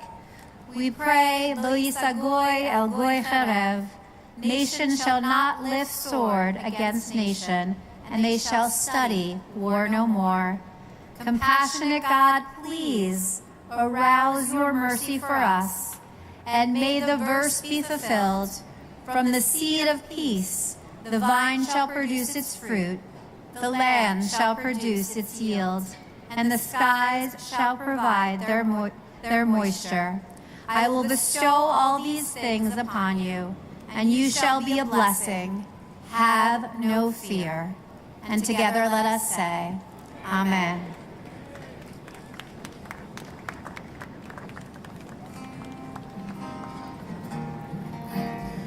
We're going to close these prayers with a song that many of you probably know. You might have even sang it so many times already that it feels cliche now. It ends with the words Salam and Shalom, a song of peace. And it says, may peace come for us, not just for us, for everyone. Let's sing that song anew. As the Psalms say, sing unto God a new song. Let's sing that song like it's the first time. That song written by Jews, Israeli Jews and Palestinians together. Od Yavo Shalom Aleinu. hey yo, hey yo, hey yo, hey yo, hey yo, hey yo, hey yo, hey yo, hey yo, hey yo, hey yo, oh Javo, shalom aleinu, oh Javo, shalom aleinu, oh Javo, shalom aleinu, oh Javo, shalom aleinu, oh Javo, shalom aleinu, oh Javo, shalom aleinu, salam aleinu ve'al kol ha'olam, salam, shalom, salam, salam aleinu ve'al kol ha'olam, salam, shalom. Oh Javo, shalom aleinu, oh Javo, shalom aleinu, oh Javo, shalom aleinu, oh Javo, shalom aleinu, oh Javo, shalom aleinu, oh Javo, shalom aleinu, salam, salam aleinu ve'al kol ha'olam, salam, salam, salam, salam aleinu ve'al kol ha'olam, salam, shalom. Oh Javo, shalom aleinu, oh Javo, shalom aleinu, oh Javo, shalom aleinu ve'al kulam, oh Javo, shalom aleinu, oh Javo, shalom aleinu, oh Javo, shalom aleinu ve'al kulam. Hey yo, hey yo, hey yo, hey yo, hey yo,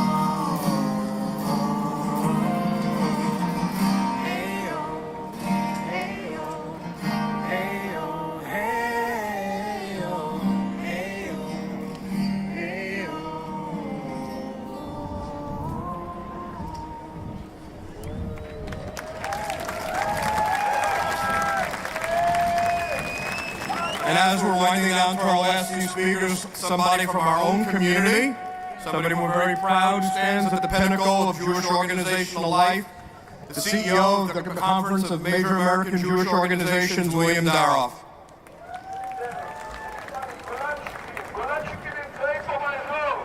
It is an honor to be here with you during this difficult time. 8 days ago, I landed in Tel Aviv and took the train and the light rail to Jerusalem. As I was riding along Jaffa Street in Jerusalem, I smiled at the bustling activity of hundreds of people at the Machne Yehuda Shuk, and then even bigger crowds along the Ben Yehuda Street pedestrian mall. I caught myself thinking of a darker time. Having been in Israel many times before, during, and after COVID, I thought, seeing the hordes of excited people celebrating the Hagim, that Israel was back, that we were finally in a post-COVID time, that we could be together without the fear that had dominated our lives. I went down to the Kotel, the Western Wall, on Friday night for Shabbat and Simchat Torah celebrations. The joy of the evening, dancing with the Torah, left me with a big smile for the next 12 hours or so. And then on Saturday morning, I, along with thousands of others, was awoken by rocket alerts in Jerusalem. Slowly, the news trickled in. Rumors, hearing of and then seeing the barbarity that befell our people. Now our minds are filled with footage, images, testimony, so raw and painful. We all wish we had never seen, but we must force ourselves to see. And we must force the world to see. The world must witness and continue to witness the ISIS-style savagery of Hamas. Thank you. We'll allow the siren to give echo to that. Hamas, whose charter dedicates to the destruction of Israel and the Jewish people. Hamas, sponsored by the Islamic Republic of Iran, Hamas, which murders and takes people hostage for one reason and one reason only, because they were Jewish. Hamas has perpetrated evils on the Jewish people, the likes of which we have not seen since the Third Reich. And I do not need to describe the horrors we have all seen. If there was ever any doubt about Hamas's true intent, it is now clear to the world. We appreciate the kind words and actions of our leaders, particularly President Biden, and the bipartisan support of Congress and other elected officials, such as those that we saw here today, in support of Israel's right to defend herself and secure herself. But while those statements are important, the real antidote is unity. We are now in another dark time, but I'm so proud that we are coming together as a people to remind ourselves that as Jews we love and care for one another. The Jewish people have always been a resilient people, because in times of crisis, we manage to keep an eye on the horizon, to a time in the future when life will be bright again. But we're not there yet, and we may not be there for quite a while. But I am optimistic that we will be. The lesson of the last 3,500 years of our peoplehood is this: as a people, we are stronger when we are one. We are stronger when we are unified. That is how we will get through the darkness, together arm in arm, feeling our way one step at a time. To our Israeli brothers and sisters, we are here with you. We are in the darkness with you. We will get through this together. And to the brave men and women of the Israel Defense Force, for them to thrive and succeed over the coming weeks and months, we must be unified in prayer and support. We will succeed together. So my friends, please join me in coming together to tell the world once and for all, Am Yisrael Hai. One more time, Am Yisrael Hai. Shabbat Shalom and thank you.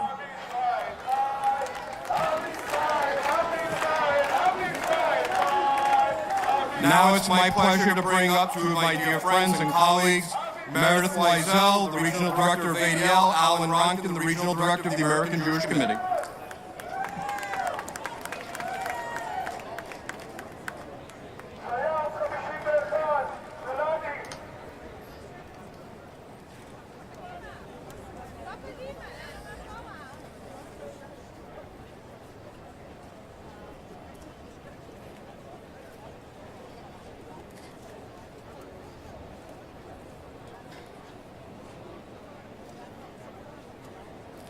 That was 15 seconds, ladies and gentlemen.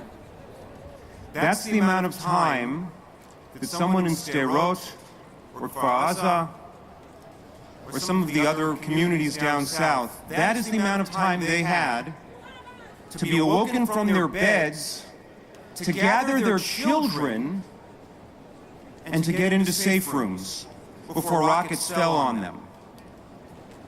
That was 15 seconds. It seemed like an eternity. Imagine. I'm standing here today because of Phil, 9 months old, being held by Hamas in Gaza. I'm standing here today because of Roy, who lost his life defending other soldiers, saved 12 soldiers.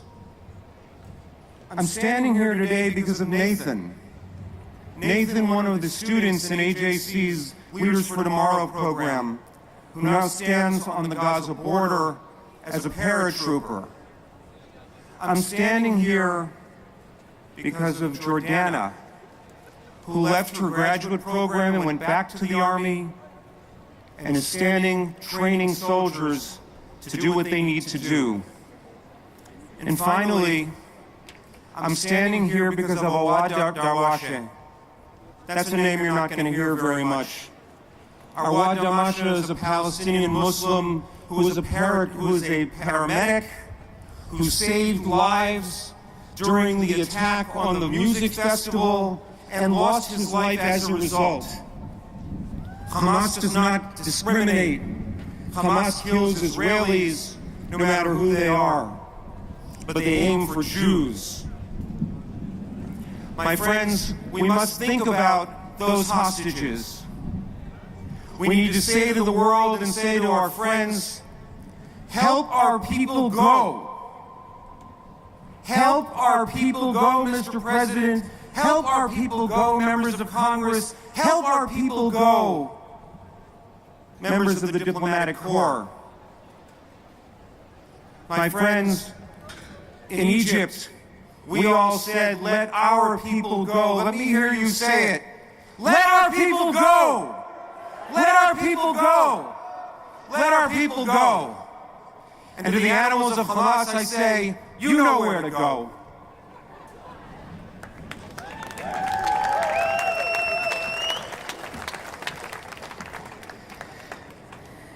Like you, I have been watching the horrific events happening in Israel unfold since Saturday.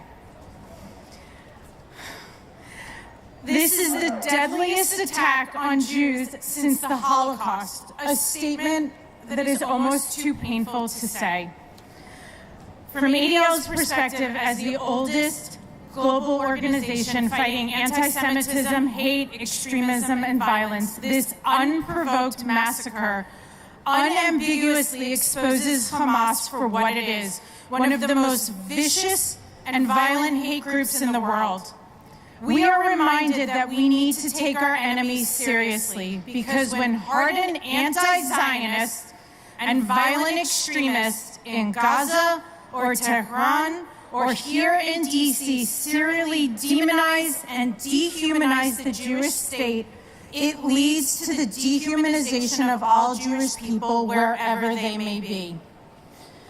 Historically, we know that activity in Israel sparks anti-Semitism around the world, including in the United States.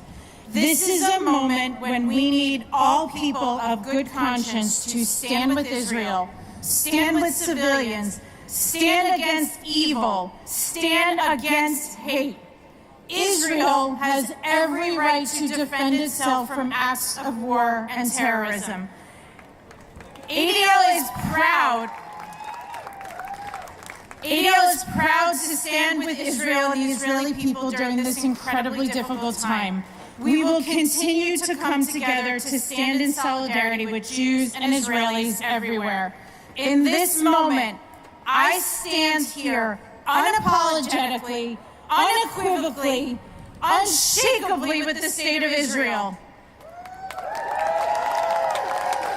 I pray for the safety of our friends, families, colleagues, and loved ones, and for the safety of every single Israeli, irrespective of their backgrounds. Am Yisrael Chai.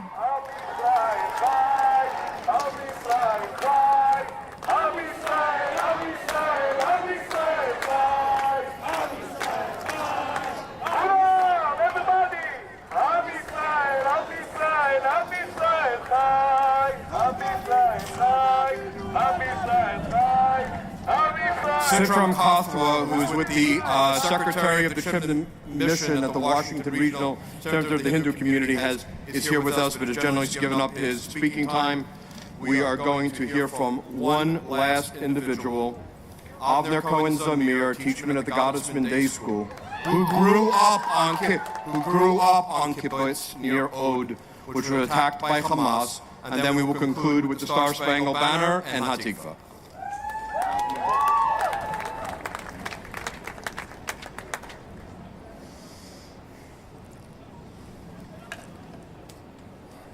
On Friday night, the ground fell out from under me.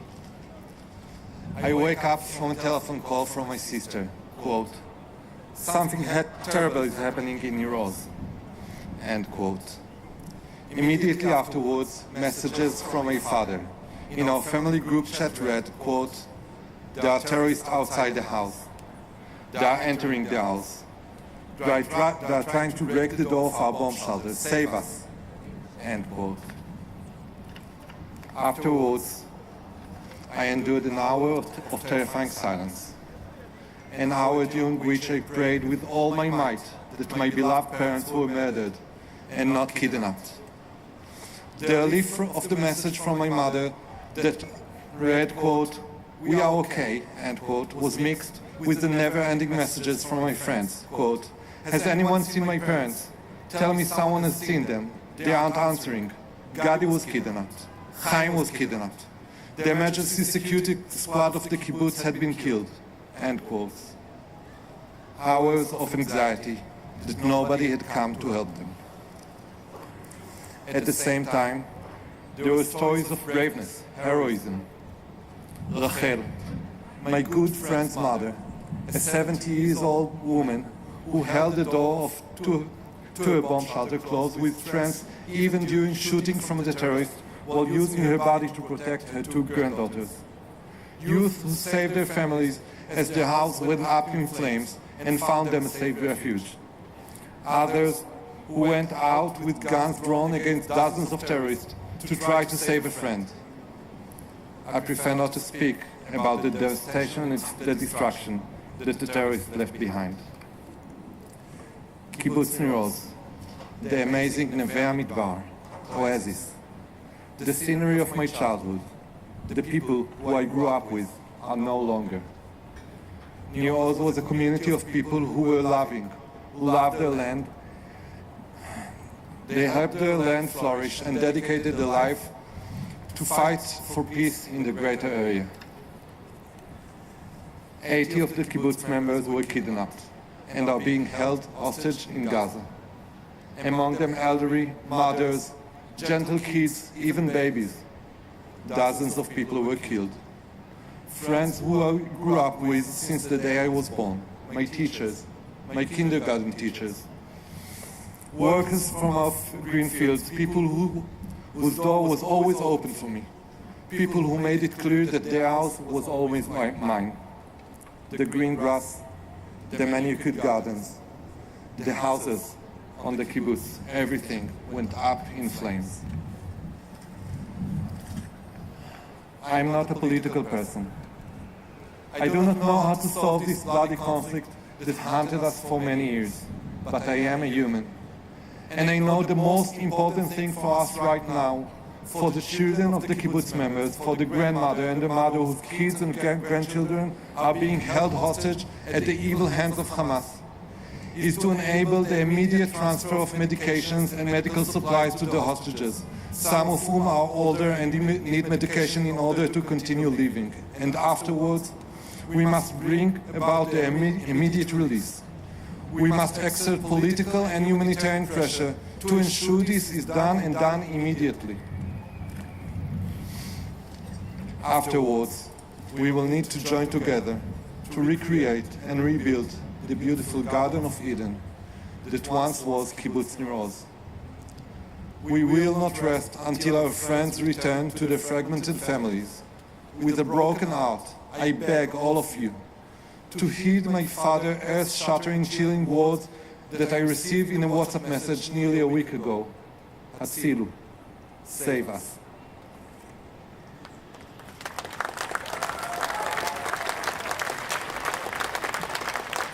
I also want to mention how this has hit home in our own community. How many of you know somebody who was killed, taken hostage, or been mobilized for combat in Israel? Look around you, everybody. The overwhelming majority of our hands are raised. Many of you know our Jewish community leader, Norman Goldstein, who was the head of the day school and the president of the JCRC.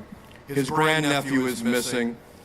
His grandnephew was a combat medic, lost his arm in a terrorist attack, put a tourniquet on himself, and they don't know where he is, and they think he's been taken hostage.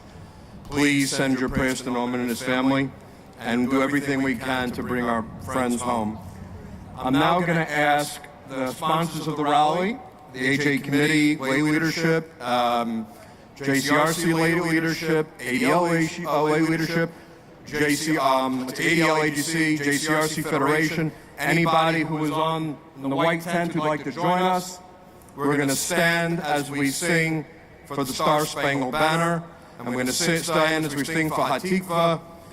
The woman who is singing this song is Shana Rachel, whose brother has been mobilized and is currently serving on the IDF near the Gaza border. Shana, please lead us.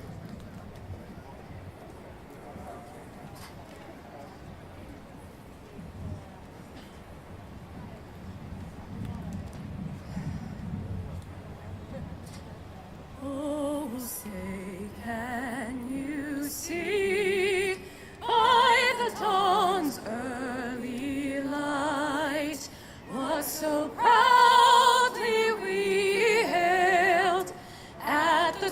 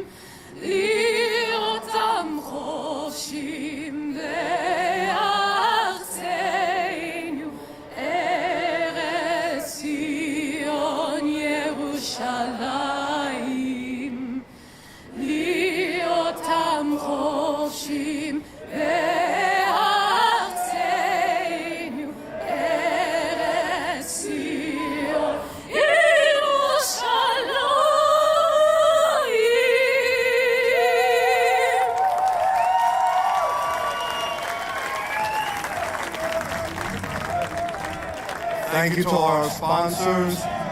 Thank you to you for showing up. We're going to be calling on you for more support for Israel. We're going to be calling on you in the coming days for support. May Israel have nothing but peace in the days ahead. Wishing you all a Shabbat Shalom and thank you for being here.